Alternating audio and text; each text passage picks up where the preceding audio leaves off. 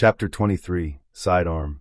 As Klein walked down Zutland, and while taking in the warm, humid breeze, he suddenly realized something. He only had 3 pence of change.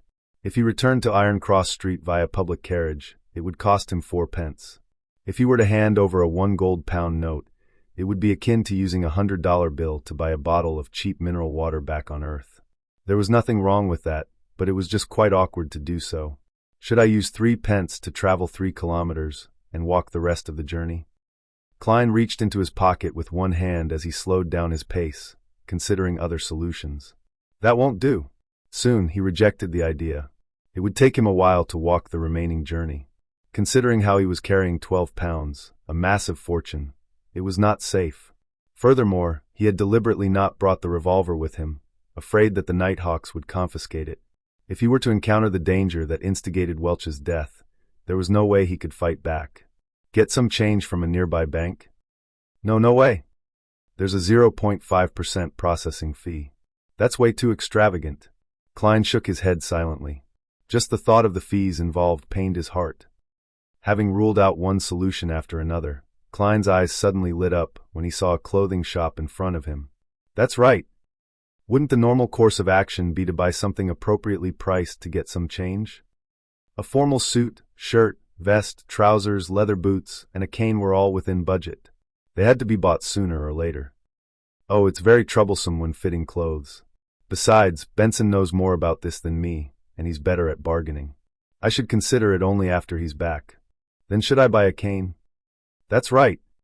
As the saying goes, a cane is a gentleman's best choice of defense. It is half as good as a crowbar. A gun in one hand and a cane in the other is the combat style of a civilized person.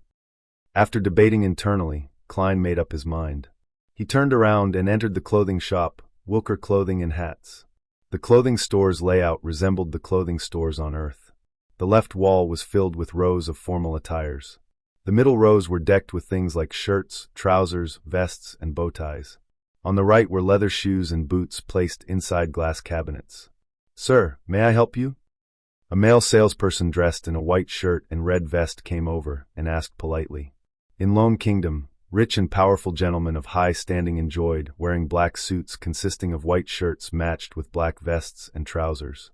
Their colors were relatively monotonous, so they required their male servants, salespeople, and service attendants to dress more brightly and colorfully in order to distinguish themselves from their masters. In contrast, ladies and mistresses wore dresses of all kinds and glamorous fashions. As such, maidservants would wear black and white. Klein thought for a moment before answering the male salesperson's question. A cane. Something that's heavier and harder. The kind that can crack the skulls of others. The red-vested salesperson sized up Klein furtively before leading him into the store. He then pointed at a row of canes in the corner. That cane inlaid with gold is made of Ironheart wood. It's both very heavy and hard, and costs 11 solely 7 pence. Do you want to give it a try? 11 solely 7 pence? Why don't you go rob a bank? Big deal with the gold inlay. Klein was shocked by the price. With an unperturbed expression, he nodded gently. All right. The salesperson took down the Ironheart wood cane and carefully handed it to Klein, seemingly afraid that Klein would drop and break the merchandise. Klein took the cane and found it heavy.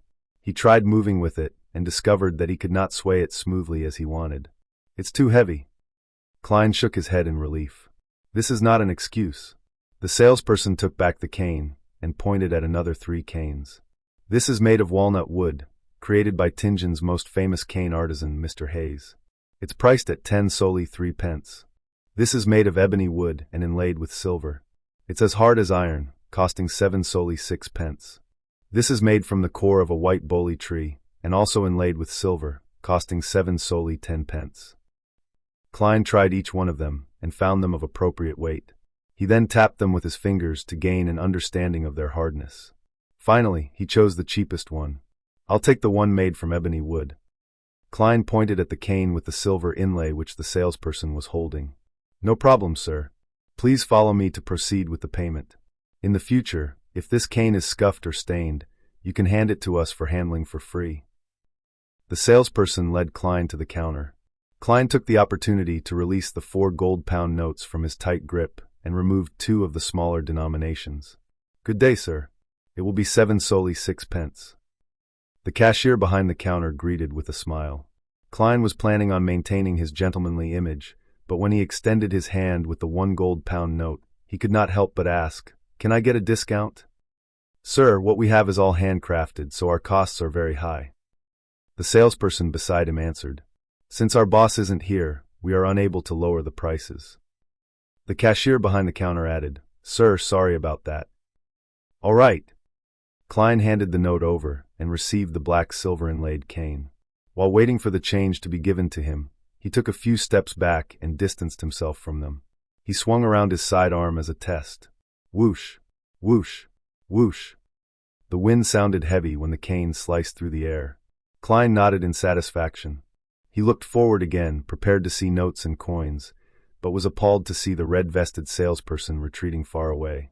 The cashier behind the counter had retracted into a corner, leaning close to a double-barreled shotgun hanging to the wall. The Lone Kingdom had a semi-regulated policy on firearms. To possess a firearm, one needed to apply for an all-purpose weapon permit or a hunter's license. Regardless of which type, one could still not be in possession of restricted military firearms such as repeaters, steam-pressured guns, or 6-barrel machine guns. An all-purpose weapon permit could be used to purchase or store any kind of civilian firearm, but earning the certificate was extremely troublesome. Even merchants of substantial standing might not be approved. A hunter's license was relatively easy. Even farmers in the suburbs could receive approval. However, the license was limited to hunting guns with restricted numbers. People with sizable assets would tend to apply for one to use it for self-defense in emergency situations such as now. Klein looked at the two wary salespeople as the corners of his mouth twitched. He chuckled dryly. "Not bad. This cane is perfect for swinging. I'm very pleased." Realizing that he had no intention to assault them, the cashier behind the counter relaxed. He handed over the notes and coins he had taken out over with both hands. Klein took a look at what he received and saw 2 5-solely notes, 2 1-solely notes, a 5-pence coin, and a 1-penny coin. He could not help but nod inwardly. After a 2-second pause, he ignored the way the salespeople looked at him and unfurled the 4 notes towards the light to ensure that the anti-counterfeit watermarks were present. Klein put away the notes and coins when he was done. With the cane in hand, he tipped his hat and walked out of Wilker Clothing and Hats. He extravagantly spent 6 pence by taking a short-distance trackless carriage before transferring once before reaching home safe and sound. After closing the door, he counted the 11 pounds and 12 solely notes thrice before placing them into the desk drawer. He then found the bronze revolver with the wooden grip. Clink! Clang! 5 brass bullets fell onto the table when Klein inserted the silver demon hunting bullets, which had complicated patterns, and the dark sacred emblem into the revolver's cylinder. Like before, he only inserted 5 rounds and left an empty spot to prevent any misfires. The remaining rounds were placed together with the 5 ordinary bullets in a small iron case. "Pa!" He snapped the cylinder in place, giving him a sense of security. He excitedly lodged the revolver into the holster at his armpit and buckled it securely. Then, he repeatedly practiced unbuckling and drawing the gun. He rested whenever his arms ached, and this continued until sunset when he heard the sounds of tenants walking along the corridor outside. Phew! Klein let out a foul breath before putting his revolver back into his underarm holster. Only then did he take off his formal suit and vest. He wore back his usual brownish-yellow coat and swung his arms to relax them. Tap, tap, tap. He heard the sound of nearing footsteps before the twisting sound of an inserted key. Melissa with her soft, black hair entered. Her nose twitched a little as she swept her gaze towards the unlit stove. The luster in her eyes dimmed slightly. "Klein, I'll heat up the leftovers from last night. Benson will likely be home tomorrow." Melissa turned to look at her brother. Klein had his hands in his pocket as he leaned against the edge of the desk. He smiled and said, "No, let's eat out." "Eat out?" Melissa questioned in surprise. "How does Silver Crown Restaurant at Daffodil Street sound?" "I heard they serve delicious food," suggested Klein. But..." Melissa was still confused.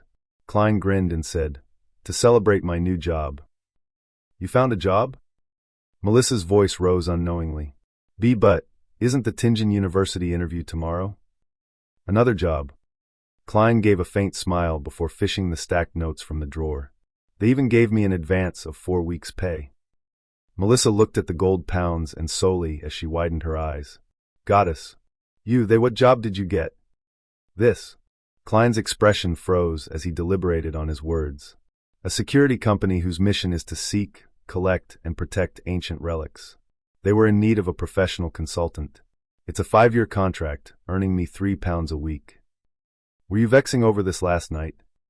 Asked Melissa after a moment of silence. Klein nodded. Yes, although being an academic at Tingen University is respectable, I prefer this job. Well, it isn't bad either. Melissa gave an encouraging smile. She asked half suspiciously and half curiously, why would they give you an advance payment of 4 full weeks? It's because we need to move. We need a place with more rooms and a bathroom that belongs to us, said Klein while grinning and shrugging. He felt that his smile was impeccable, just short of the word, surprised. Melissa was stunned momentarily before she suddenly spoke out in a fluster. Klein, we are living quite well now. My occasional grumblings of not having a personal bathroom is just a habit. Do you remember Jenny? She lived next door to us, but ever since her father was injured and lost his job, they had no choice but to move to Lower Street. The family of 5 ended up staying in one room, with 3 of them sleeping in a bunk bed and 2 of them sleeping on the ground. They even wished to rent the remaining empty spot to someone. Compared to them, we are really very lucky. Don't waste your salary on this matter. Besides, I love Mrs. Smiron's bakery. Sis, why is your reaction completely different from how it played out in my head? Klein's expression went blank when he heard his sister.